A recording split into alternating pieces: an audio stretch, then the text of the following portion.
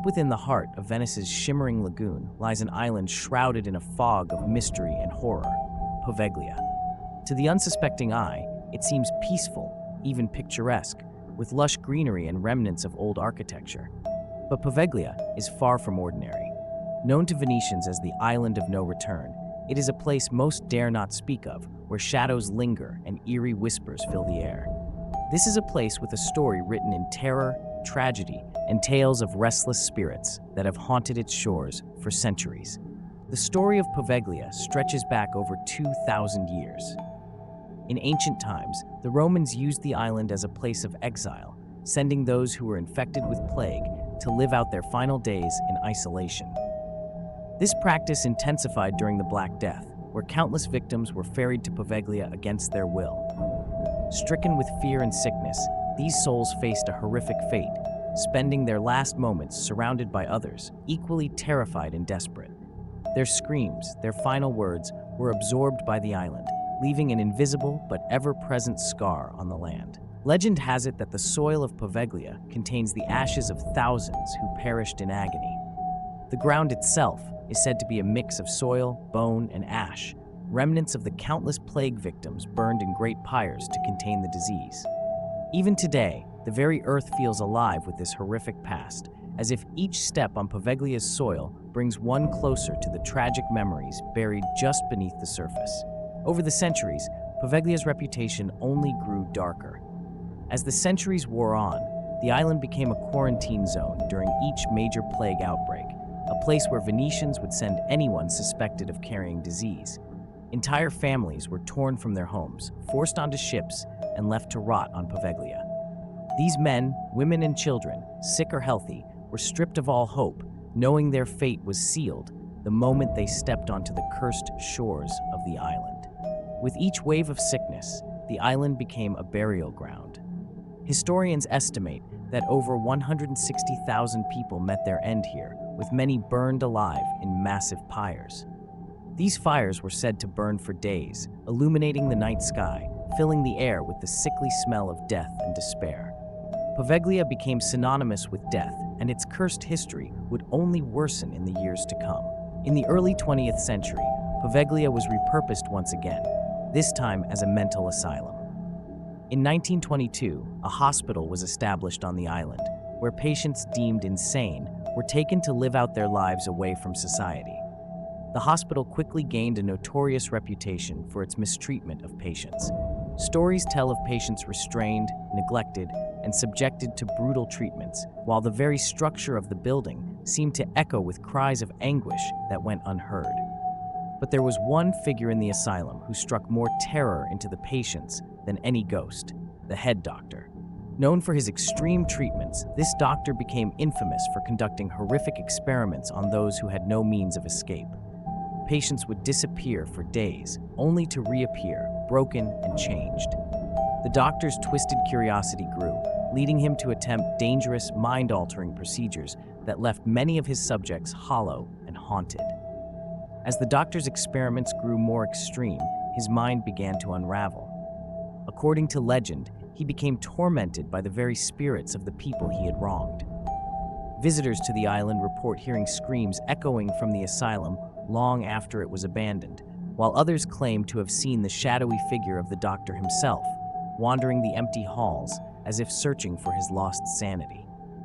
Driven to madness, the doctor ultimately met his end in the most terrifying way. Overwhelmed by the apparitions, he is said to have climbed the bell tower, the highest point on the island. There, in a final moment of terror, he threw himself from the tower, his body crashing to the ground below. But even death did not release him from his sins. To this day, locals swear they can hear the bell ringing, though it was removed long ago, and that his anguished spirit is forever bound to the island. Despite being abandoned, Poveglia's dark legacy has only grown. Adventurers and ghost hunters are drawn to the island, seeking to uncover its mysteries, only to leave with tales of terrifying encounters. They speak of feeling watched, hearing faint whispers calling their names, and seeing shapes moving in the shadows. Every creak, every faint breeze seems filled with the voices of those lost to the island's tragic past. Local fishermen avoid the waters around Poveglia, refusing to cast their nets too close. They claim that the island's cursed waters bring only misfortune. Some speak of hearing cries carried across the lagoon, voices pleading for help, while others report seeing lights flickering in the ruins at night. A chilling sight when no one is meant to be on the island. The most haunting of all the phenomena reported is the mysterious tolling of the bell. Though removed long ago, it is said that on quiet, moonlit nights, the bell's mournful chime echoes across the water.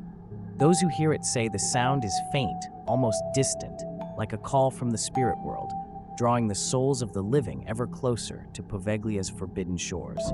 Those few who have dared spend the night on Poveglia speak of overwhelming feelings of dread and despair. One famous story tells of a group of paranormal investigators who braved the island's depths. As darkness fell, they began hearing faint whispers that seemed to emerge from the walls, calling their names in voices that weren't their own. Objects moved on their own, doors creaked without explanation, and a cold, heavy feeling weighed on them, as if unseen eyes were watching their every move. One investigator recounted a terrifying experience alone in one of the asylum's examination rooms. The room grew cold, so much so that her breath became visible. She described an intense sensation of sorrow and fear washing over her, followed by a sharp pain in her temples, as though some invisible force were pressing down upon her mind. She swore she heard faint laughter, cold and mocking, echoing from behind her, yet when she turned, the room was empty. Throughout the night, the investigators felt drawn to the bell tower, a looming structure casting long, dark shadows under the moon's eerie glow. They ascended cautiously, each step on the creaking wooden staircase, amplifying the silence around them. At the top, they found an inscription on the wall, etched into the stone. It read, "Those who die here are never alone." A chill ran through them as they realized they were not the first to feel the pull of the island's sinister energy. Yet the bell tower is not the only place said to be haunted. The hospital's infirmary has a reputation of its own. Nurses, even in the asylum's earliest days, reported seeing the figure of a woman in white gliding silently through the corridors. Known as the Lady of Poveglia, she is believed to be the spirit of a nurse who met a tragic end after discovering the horrific experiments being conducted by the doctor. Some say she appears to warn those who venture too close to the secrets hidden within the asylum walls. With every footstep, the investigators could feel the weight of Poveglia's tragic history bearing down on them. But there was one room they had yet to explore, the morgue. Entering the cold, tiled room, they were struck by the sight of ancient, rusted instruments and a single metal slab in the center. Shadows gathered thickly in the corners, and the silence felt thick, almost oppressive. One investigator swore he saw the slab shift slightly, as though someone had lain there just moments before. As dawn approached, the team decided to leave, feeling the island's oppressive presence only intensifying. As they boarded their boat, one of them turned for a final look. In the faint morning mist, he thought he saw figures standing by the shore, silent, unmoving, their faces obscured but watching them leave. It was as though the island itself were bidding them farewell, a reminder of the lives lost and the souls that would forever wander its haunted grounds. The investigators left with more questions than answers, their minds filled with visions of the horrors they'd witnessed, and their hearts heavy with the stories of suffering and torment left behind. Each of them vowed never to speak of their experiences, fearing the island's curse might follow them if they did. But deep down, they knew that Poveglia had marked them, just as it had marked all those who dared to disturb its haunted silence. Today, Poveglia remains closed to the public, its buildings decaying in silence as time marches on. But for those brave enough to venture near its shores, there are tales of strange lights flickering in the ruins, of disembodied whispers floating on the wind, and of a bell tolling faintly in the distance, a chilling reminder of the spirits still trapped on the island. Poveglia's dark history serves as a reminder of the human suffering that took place there. It is a place where tragedy and despair have left an indelible mark, where the past refuses to rest. Perhaps the island's true horror lies not in its ghosts, but in the reminder of what happens when humanity is left to suffer alone. Poveglia stands as a monument to all those forgotten by time, a haunted island with a memory that will never fade.